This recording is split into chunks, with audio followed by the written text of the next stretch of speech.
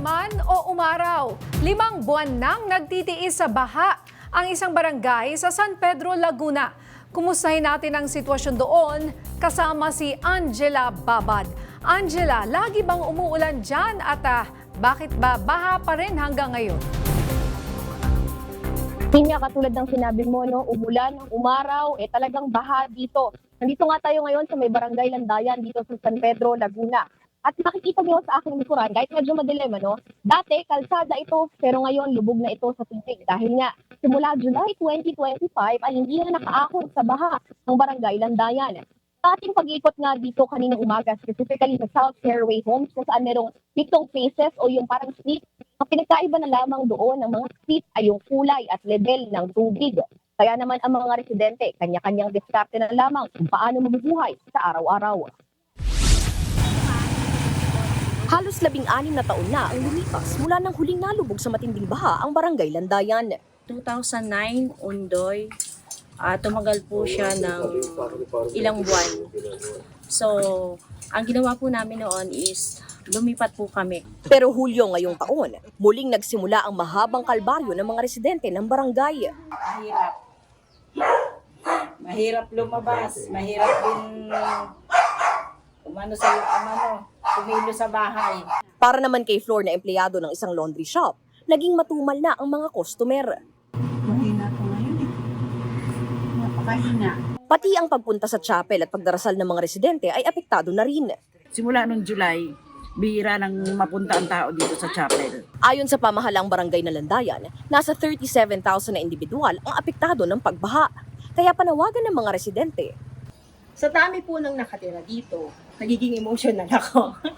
Sa dami po ng nakatira, kung taon-taon po ay uulan, babaha, ano po ba ang magiging benefits namin? Gusto rin namin safety. Kaya, ang amin lang po, gusto namin bigyan pansin. Jack, bagamat tumanggi nga yung kanilang barangay officials na humarap sa camera, ay nakausap natin sila. At sabi nga nila, bilang barangay, sinusubukan naman nila na suportahan yung kanilang mga residente. Ilan nga dyan yung paglilinis ng mga drainage, no? Pero sila mismo, hindi nila alam kung kailan matatapos itong baha. Kaugnay nito, sinubukan din nating silipin yung sumbong sa Pangulo website at doon na nga lumabas na may 4 na flood control projects dito sa lugar. Apparently, lahat ito completed. Yun na lamang, yung mga residente, pati barangay officials, hindi rin alam kung ano bang naitulong ng mga proyektong ito. Jackie niya. Angela, question So ay sinisisi kumbaga sa flood control project na hindi gumagana itong baha na to or malapit ba sila sa ilog or sa lake, yung lugar na yan at bakit 5 buwan na ay hindi pa rin humuhupa ang baha? Maraming factor na sinasabi ng mga residente. Well, accepted naman nila yung fact na sila ay malapit nga sa lawa. Halos level na ng lawa itong lugar. Pero ayon sa kanila, yung mga nagdaang bagyo naman, yung mga nakaraang taon, mabilis naman humupa yung tubig. Pero ngayon, July 2025, ang tagal, sobrang tagal. Ang last nila na experience ito ay Ondoy pa. At noon nang nag-ikot tayo kanina, marami sa mga residente, hindi nila alam na may flood control project dito sa kanilang lugar. Nung nakausap natin yung isang barangay official kanina, meron daw tinayo na parang, tinayo lang naman yung parang baga, pader. Pero yung pagpapalalim o iba pa sanang makakatulong para maibsan yung magbaha, wala. Niya?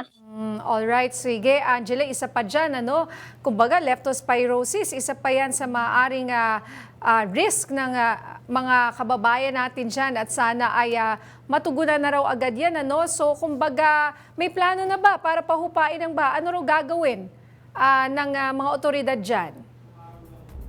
Minsan select natin yung isa sa mga ni Governor Sol Aragones, nagsimula na nga yung dredging dito. Pero ayon sa mga residente, napakatagal pa bago mag-take effect yung dredging na yun.